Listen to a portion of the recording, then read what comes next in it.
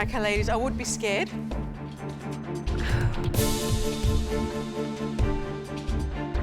Are you ready?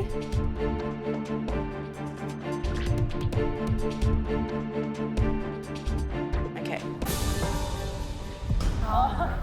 Wow. That's a carrot cake.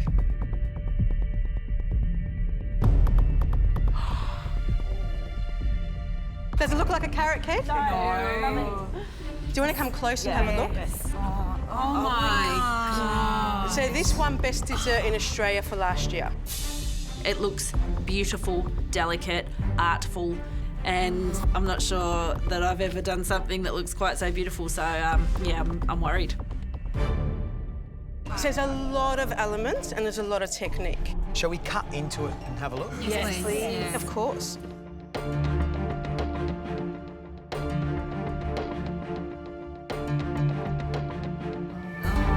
Oh, that's amazing. So down the bottom there is actually a carrot cake. Then you've got your rice bubble crunch for the texture of it. Then you've got your apricot and carrot insert. Yep. There's a praline creamer and there's a caramel glaze. Then we do our graffiti splash because it represents Melbourne. I'm a Melbourne girl, so I love that. But then you're also tempering chocolate. So you're doing a milk chocolate and an orange chocolate. Then you've got your crumbs with your carrot cake, caramelised walnuts, carrot ribbon, your sorbet as well, and the baby celery. Okay. And because of carrot cake, we've got the cream cheese icing. But that's not cream cheese icing, obviously, it's a foam. This isn't just a dish, this is artwork. Like, there's no way in this world that I'm ever going to be able to make that. No way. I'm not going to finish this. The rules are simple. You have 3 hours to replicate Anna's carrot cake. Everything that you need is at your benches. The recipes, the ingredients. Are you ready? Yes. You're pumped up? Yes. We want to see 3 perfect carrot cakes. Make it almost impossible for us to tell the difference. Please. Your time starts now.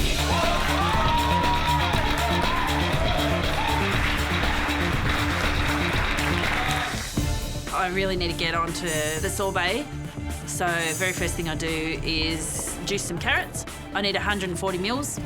Then I need to get into a pot some water, glucose, sugar and some stabiliser to make the base for my sorbet. I need to crack on now and get onto my carrot cake. So into the mixer, I need to put some brown sugar, bicarb soda, flour, baking powder and some salt. Mix those dry ingredients together. I feel much more comfortable following a recipe than having to come up with something on my own. I'm a methodical person by nature and I like structure and I like order and it sort of suits me. All right, ladies, 20 minutes gone past. At around about now, your carrot cake should be in the oven. So you're going to have to push. If you're not pushing, I'll be scared. I told you I'm scared of this dish. Let's go, guys. Come on.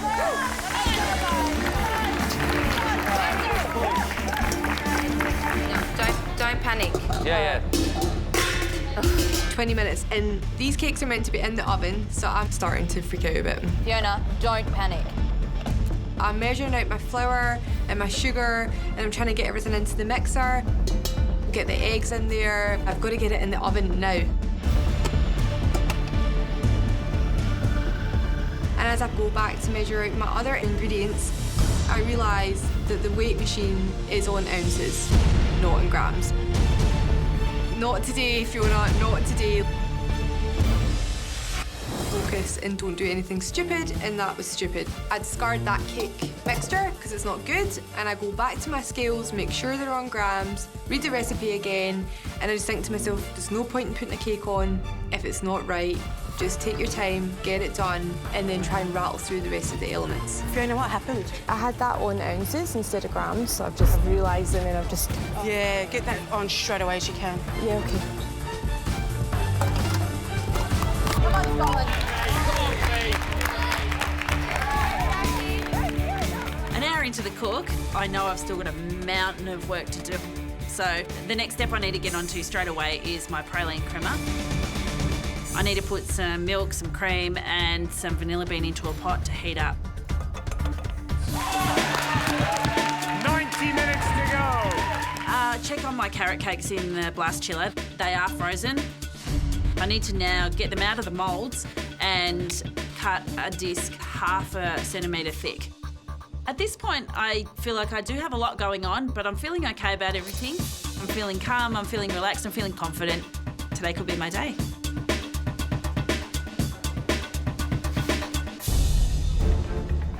So I take my scraps from my carrot cake, I crumble them up onto a tray and I pop them back into a 140-degree oven just to dry out. They're going to form the crumb which goes around the cake at the end. I can hear what the other girls are up to and it's starting to freak me out. I know I'm really behind, but I want this cake to be perfect. It's so important that I get it right, but I'm really worried that I'm not going to get everything done. I just need to keep pushing and I need to get back on track. How's everyone going with their sorbets? Fiona, how are we going for sorbets? So I checked the sorbet in the ice cream machine. I'm really not sure about it, but I'm really, really frantic at the moment, so I need to just get a move on. I can't be wasting any time. Come on, Pete. Let's go.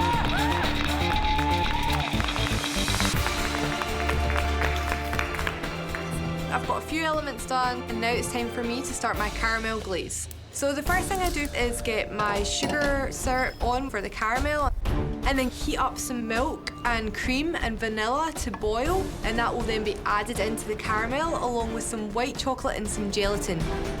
The caramel's a really high temperature, so I've got to watch that carefully so that it doesn't burn, while I'm also watching that the milk doesn't scald. I'm mindful that the caramel glaze is such an important part of this dish. It's what goes over the whole cake and gives that beautiful shine. It's essential that I get this right. It looks like it's not far off, Jack. I am tempted to take the caramel off. It looks great, it looks like a caramel, but I'm not going to. Anna's carrot cake had this beautiful, thick-looking caramelly coloured glaze over the top that just looks really, really luscious. I want every element to be exactly as Anna intends it, so I take time and I make sure it's perfect. That caramel's really dark. I'd be pulling that now. Jackie's had her caramel sauce on the heat for ages, and I'm really hoping she hasn't taken it too far. Right, Jack. I go now, Jack. That's done. Yeah, that's good, Jack.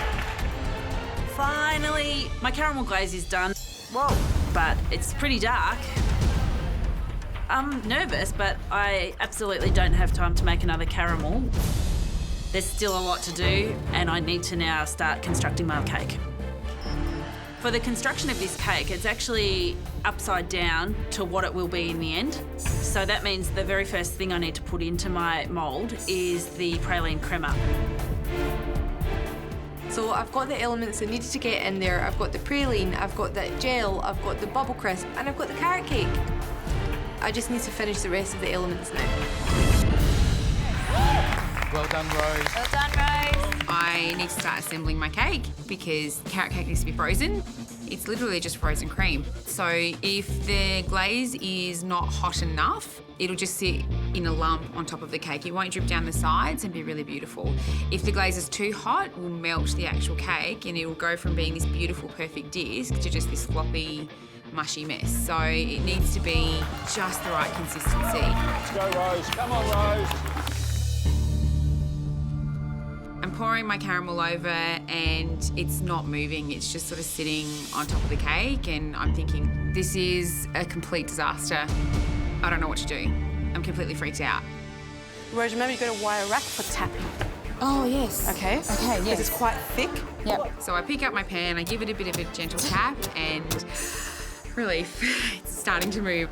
It's covering the sides and it's done. Looks great, Rose. Well done. Woo! I need to get on to the cream cheese foam.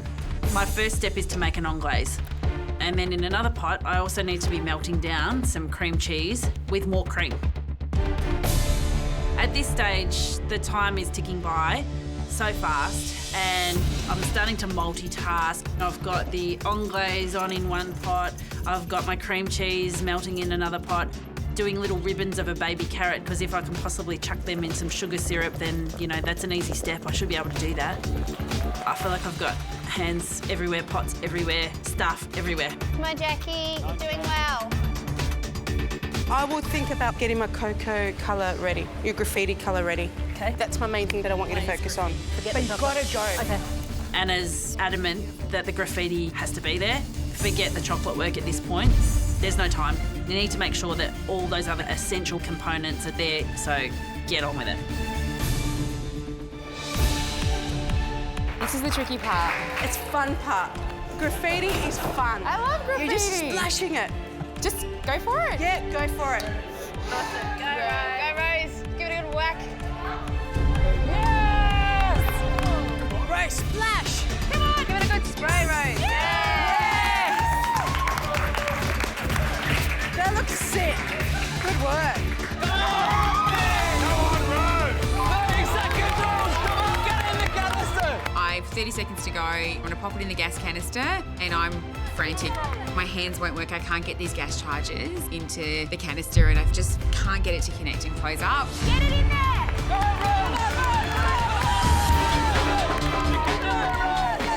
Right, this is it. 10 seconds. 9, 8, 7, 6, 5, 4, 3, 2, 1. That's it. Time's up. Oh my God, it didn't happen.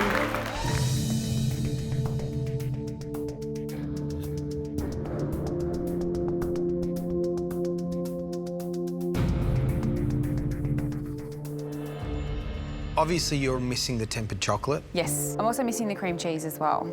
I didn't quite get that finished in time. I really wanted to just make sure that I focused on getting every element exactly how I remembered it and how I remember tasting it and feeling it in my mouth. That's good. Well, proof's in the pudding, isn't it, Rose? Yeah, yeah. And proof's in what we cut open and taste. Rose, thank you. Thank you very much, guys. Thanks, Rose. Rose has to have done a great job with all the elements because a carrot cake without the icing, is it a carrot cake? Let's find out. Oh, that's good.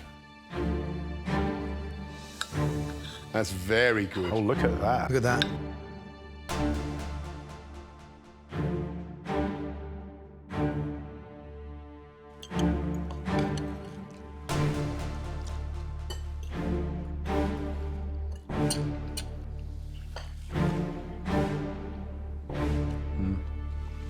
Wow. She's done a really good job. That is a very balanced interpretation of your dish. I think the flavours there are really beautiful. I look really beautiful. The sorbet and the cremo for some reason just pops, which is interesting. I like that. I really do. Good crunch on the crumb as well. Yeah. For me, what's a standout is that sorbet. It's bright, it's vibrant, it's fresh. Texture's lovely. I think she took the longest, didn't she, making the sorbet? But obviously you can see Well, why. you can see, look how bright it is. Yeah, it's beautiful. So, exactly what are you going to be cooking? We've had very specific instructions from His Royal Highness's staff about what is required at today's reception. You are, by royal command, to create a canapé menu. A canapé menu that could only be made in Australia. Your canapés must include indigenous ingredients, Australian native flavours, and our unique local produce. Each team is to make a minimum of 4 types of canapés. 1 savoury, 1 vegetarian, 1 gluten-free, and 1 halal. In total, each team must make a minimum of 450 canapés. Oh my God. This is definitely the biggest challenge so far. I mean, we're cooking for Prince Charles and we have to do 450 canapés, have to be top-notch, amazing and delicious, so it's a lot of pressure today. You have 3.5 hours to get everything ready for the start of reception. And when the guests start to arrive, you better be ready. All we can say is, if you are not nervous, the 3 of us are nervous as hell. There is a lot at stake here. Today really is a once-in-a-lifetime opportunity. You're not just cooking for us.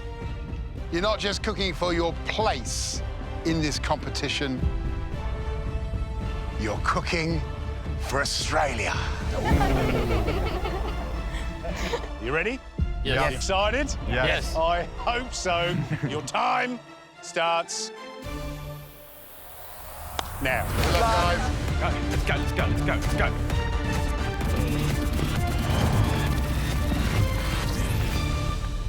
Savory. Vegetarian. Gluten-free. Gluten and halal. The seeded cracker. Seeded cracker. Seeded cracker so with the gluten-free? condom. Yeah, gluten-free. The first thing we do is we get into planning. Seeded cracker with the wallaby, tartare and quandong, plum jam. Khan's got a clear idea of a gluten-free option. I have some ideas for veggie. Yeah. Like a goat cheese mousse with beetroot. Yeah. And Reese wants to do a vegetarian option, so I decided to do the halal option. I want to do a seafood dish. Okay. Like a take on basically an Aussie fish and chips Yeah. and have pig's face. Do it like a tart in the tartare. What about the last one? It depends on what they have. Yeah. All right, I think we should go now. We've got a Come great on, plan. guys. Let's go. Come on. In the pantry, there's this river mint, and we all know mint goes really well with lamb, so we figure out we can probably do like a river minted lamb with ladna. Is there condongs in there, babe? Oh, there's ants. Yes. I think they're super cute. Just take timing today is going to be probably the most important thing. 450 serves of canapes are going to take a really long time, so we need to think about where we can cut time, and that's what's going to see the team win today. We should get all the bases done first, so... Okay, well, let's work on that for now, and we'll do taste tests. Yeah. Yeah. Guys, we're working so well. Let's keep it going. We're starting on the pasta. Yeah. Oh my God, Amanda, look at us, guys. Let's go, guys, push. So many cucumbers, I thought it'd be... I'm nearly there. Listen up, team. 90 minutes before your first canapes have to be served. Come on, guys, push. Let's hustle. Come on, guys, you need to start assembling. Come on. Come on, guys, we can do this. Yeah. Let's get these shells done. I just got to check that barrel. Today, for the red team, I'm in charge of the halal canapé, and I'm going to do a little bit of a plate on Aussie fish and chips. My potato twill is done. My fish is being poached. It's looking good. I need to get onto the tartare sauce. I'm using kakala chopped up really finely. Kakala is also called pig face, and it's an Australian native succulent that grows by the beach. It's really salty and crunchy, and I think it will be a good spin on a classic tartare.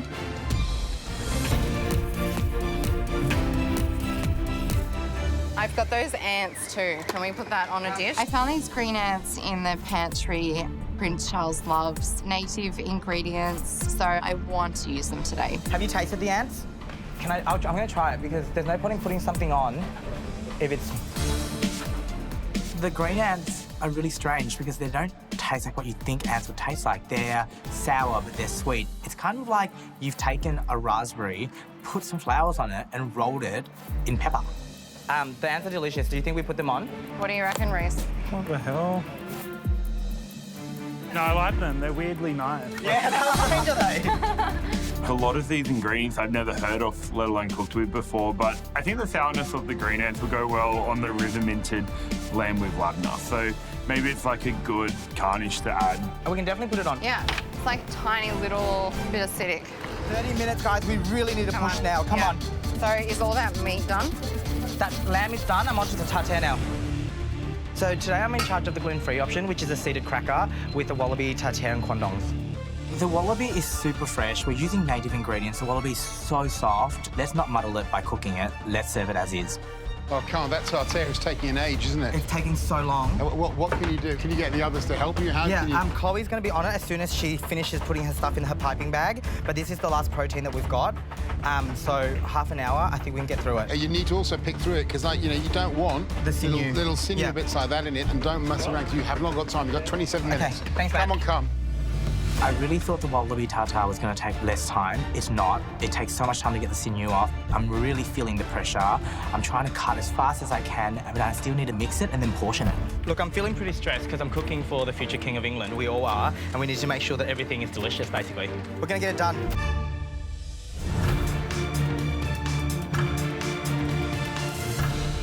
Okay, I'm almost done, and then we can start assembling. Back. Now that my wallaby has been finely diced, I'm adding capers to it, some anchovies, olive oil, and I give it a quick mix. My wallaby canapes, I think, are delicious, but they need a little bit more, something else.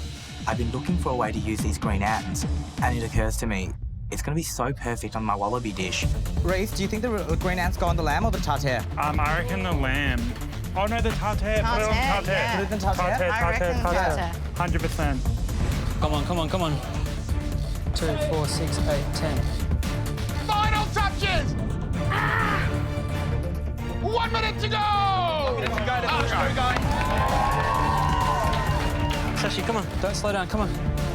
Okay, I've got 50 on each tray here, so there's 150 and I've got leftovers. How good does that gel look? Yeah. This is it. This is where it all counts.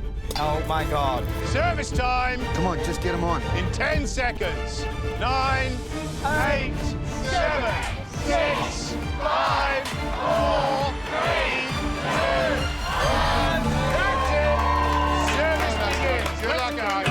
Good luck, guys. Well done. Good luck. Good luck.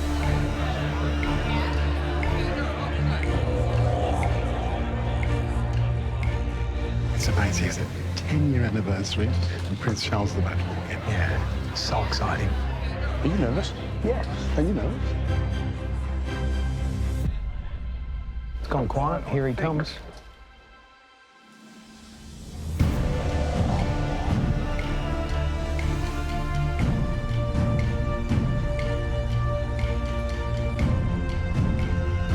Well, good evening, ladies and gentlemen, and welcome, Your Royal Highness, to Darwin.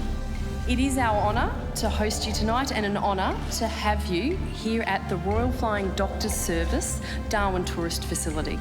I'd also like to thank all of our guests to join us here for this very special occasion, and of course to have the MasterChef team to serve us here, and we wish their contestants all the best of luck. So please enjoy your evening, ladies and gentlemen. Thank you.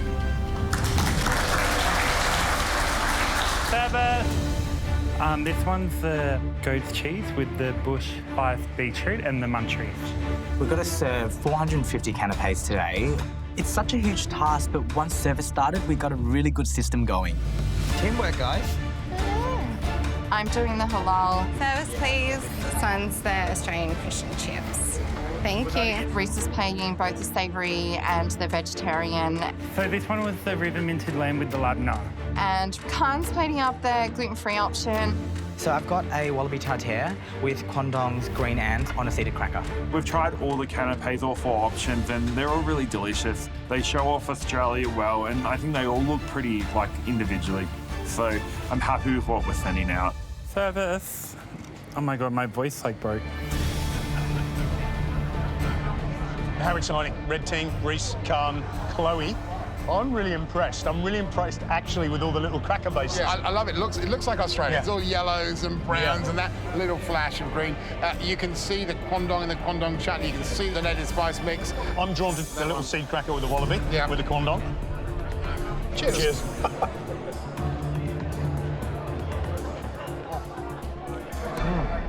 Nutty, smoky cracker, and those ants are delicious, tons of texture, that real sharpness of the Kwandong, and then the wallaby coming through is kind of like a lovely round meatiness that tartare. Absolutely, all that time they took cutting it, well worth it. Delicious canapé. Next one, I want to try fish. Fish, actually, good call, good call.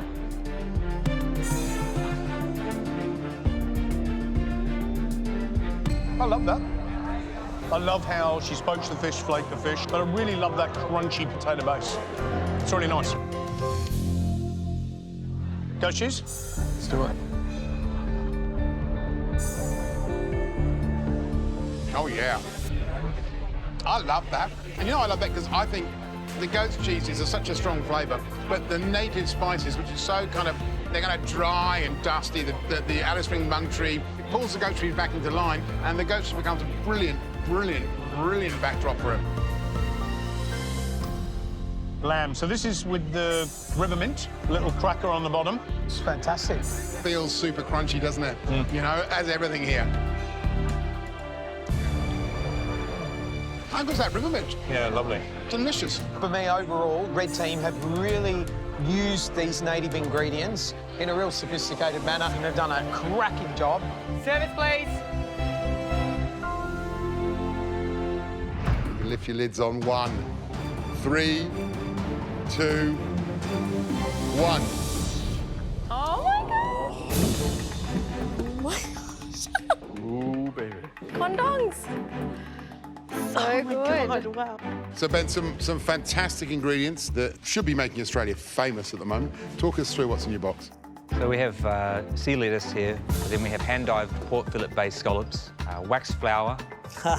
You are kidding me. This is wattle seeds, fresh cheese made with organic Jersey milk, the juice of lemon aspen, quandongs, and kangaroo. Cool.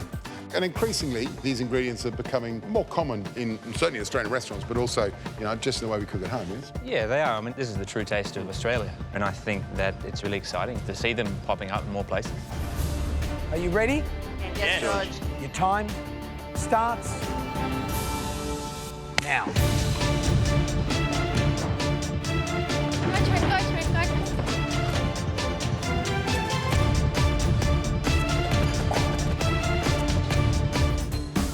The first thing I do is taste all the ingredients. I've never used lemon aspen before. It's like a punch in my mouth. It's super lemony, which I love. So I decide straight away that I'm going to use a lemon aspen to make an ice cream sandwich.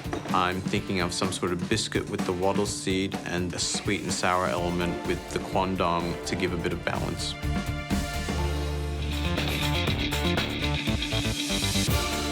My concept for this dish is similar to a duck pancake. I want the judges to be able to pick up a crepe and then put their own sauces on, followed by the kangaroo fillet. I'm cooking the kangaroo over a high heat on a griddle pan and just sear the outside really nicely. Kangaroo's a really lean cut of meat, so you have to cook it rare, otherwise it just goes tough. Today I'm cooking a Native Elements ice cream sandwich.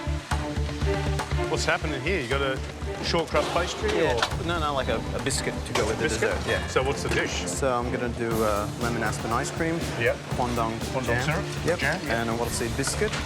It's not a bad combination, is it? I don't mind that. But if you're going to do something very simple, you've got to nail it. Yes, sure. It's got to appeal to family. Gary's right. I need all these elements to be perfect. I'm feeling pretty good at the moment. The ice cream's set, the biscuits are cut out, the jam's done. I just need to get this bad boy together. So I'm just putting some of the quandong jam down at the bottom. It's got a nice bit of acidity, but it's also quite sweet, so just balancing that with some fresh quandong. I think adding fresh quandong will bring in some sourness, some freshness, and refresh the palate. I would love to get tasted by Ben so much. I've been a big fan of his. That would be the ultimate. What's the time? Just 1 minute left. 1 minute to go. Last touches, come on!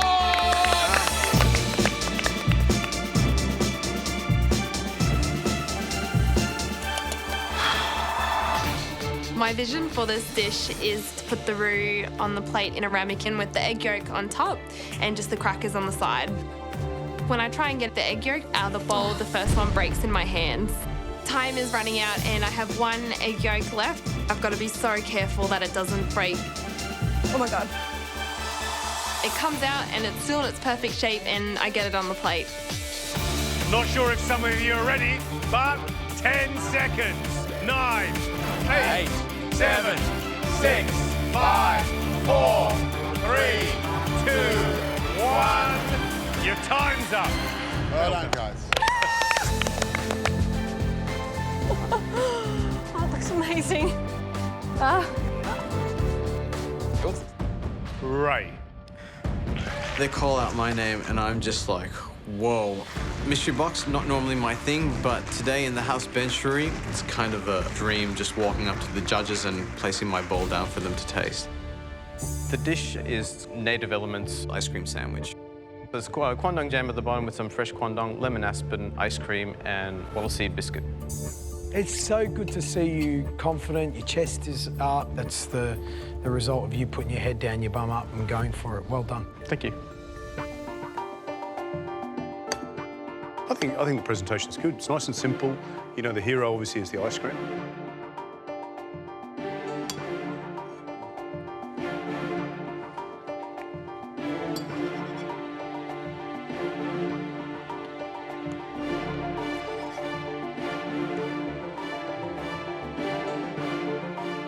Going back in for a second. That's it. Oh, I love it. I absolutely love it. I love it. I think what it is that the Everything just fits, and it's very comfortable. It's delicious. That biscuit, you put wattle in there as well, did you? Yep. It's delicious. And the ice cream, very, very well balanced, perfect sweetness, lovely texture, not overcomplicated, and just a delicious bowl of food. And that biscuit, I love that biscuit. The chewiness of it is the bit that I love the most. Ray, I think that you created something super delicious. Thank you. You were the only person, I think, that cooked the quandong and then served the quandong raw. And I think that had the ability to kind of cut the sugar, and it tasted fresh, and it really tasted natural of the fruit. So, well done. Thank you. You've taken Indigenous ingredients and you've made them every day and deliciously every day, and that's hard to do. Well done, Ray. Thank you. I'm on cloud 9. It's nice to make my mark and make a stamp and say, hey, I'm here, I can cook, and I need to be considered. In this round, we would like you to cook us a dish that represents your Australia. It can be anything you like, sweet or savoury, but you do need to tell us why it represents Australia to you. Got it? This is it, guys. The moment of truth. At the end of this round, one of you will be heading out those doors. You got 60 minutes to bring us your Australia on a plate. Open pantry. You can use anything in the garden. And today, if you want to plate up in the tasting room, we'll give you 30 seconds to do so, but totally up to you. Whoever cooks the least impressive dish, they're going home. You ready? Your 60 minutes starts now. Come on, guys.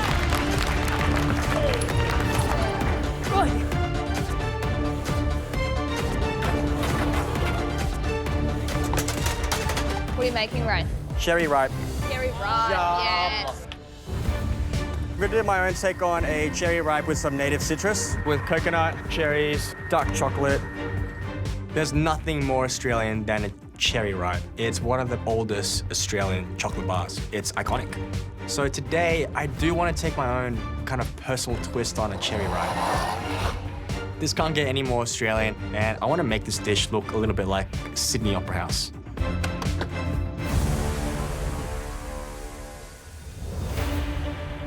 Today, I'm basing my dish on cherry ripe. What are you making, Ray? Coconut gelato. I'm making a coconut gelato and a coconut daqua, a cherry and blood lime compote, and chocolate whipped ganache. Come on, Ray. And I'm gonna elevate it. I'm gonna add some yogurt snow, a meringue shards. I'm gonna have some native citrus and different textures throughout the dish. Reynold, yes. Australia on a plate. Cherry ripe. Cherry ripe. First thing that came to mind. So flavor's gonna be cherries, coconuts, and dark chocolate. Okay. And a little bit of native citrus. And I wanna try and make it look like the Sydney Opera House with the meringue shards. That's for me, Sydney's home. Yeah, cool. Yeah. So it's going to be plated like the Sydney Opera House. Man, I'm thinking we lift the cloche and there's the Sydney Opera House. Inspiration of Sydney Inspiration. Opera House, yeah. It sounds interesting. It does. Have you got enough time to do this? You've got a lot going on. How long do you think you got left? 40 minutes. You got less than 40, you got 37. 37, all right. This is not a day to experiment. To take risks. I know. Right? I know. Like, yep. You want to be in that top 10, mate. It's right there.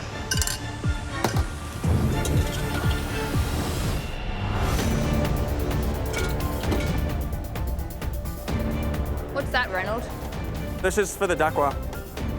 I am doing a lot of elements in my dessert.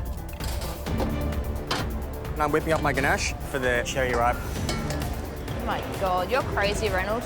Did he just whip ganache? Yeah. I didn't even know you could whip ganache. Whipped ganache, it's a really light in consistency and flavor.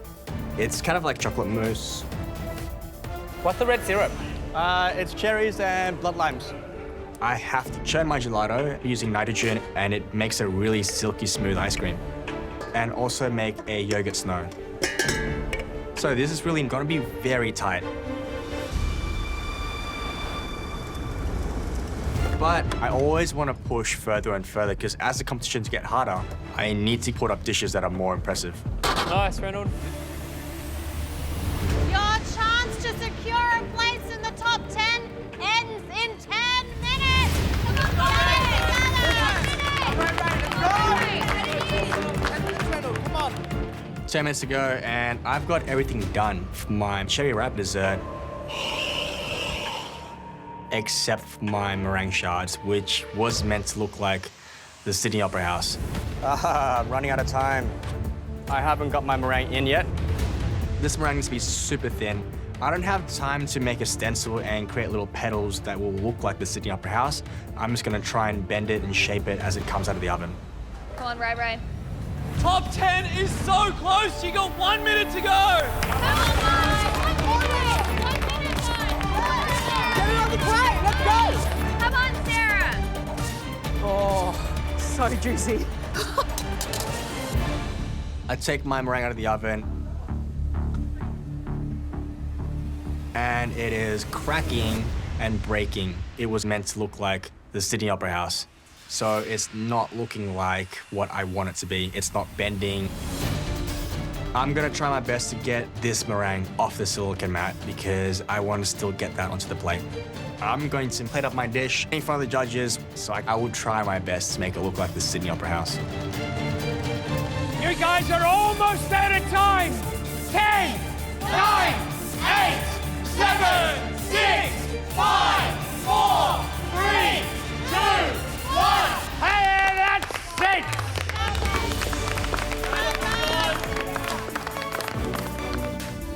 Let's talk about the dish. It's my take on a cherry ripe.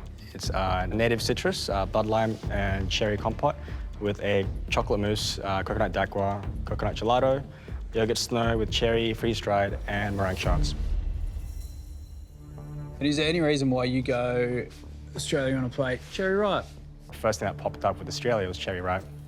And not just that, I wanted to make it look like Sydney, the Opera House. Is it going to look like the Opera House? It's not going to look like the Opera House. Mate, that's what you promised. I know. Of course, it didn't work out because I put my meringues in too late. I reckon get up there and start plating up, mate. You got 30 seconds, Reynolds.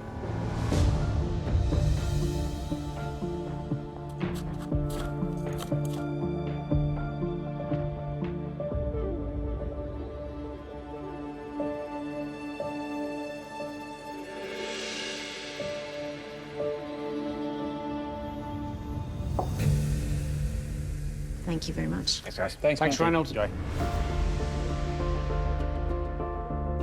Well, from this angle, I can see maybe a deconstructed artistic interpretation of the Opera House sales. Opera House or no Opera House, it looks very, very delectable.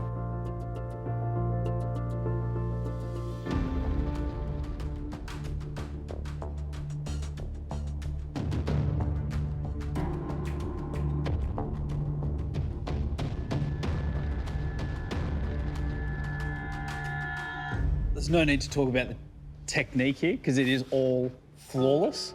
From the wafer shards to the coconut ice cream, it's all how it is exactly meant to be. The flavour composition, and it's all exactly how it's meant to be. That coconut ice cream is like, just give me that in a cone and it's happy days. I mean, the texture of that ice cream is the bomb. The chocolate mousse is super rich, and with those pitted cherries in there, it just makes it even richer again.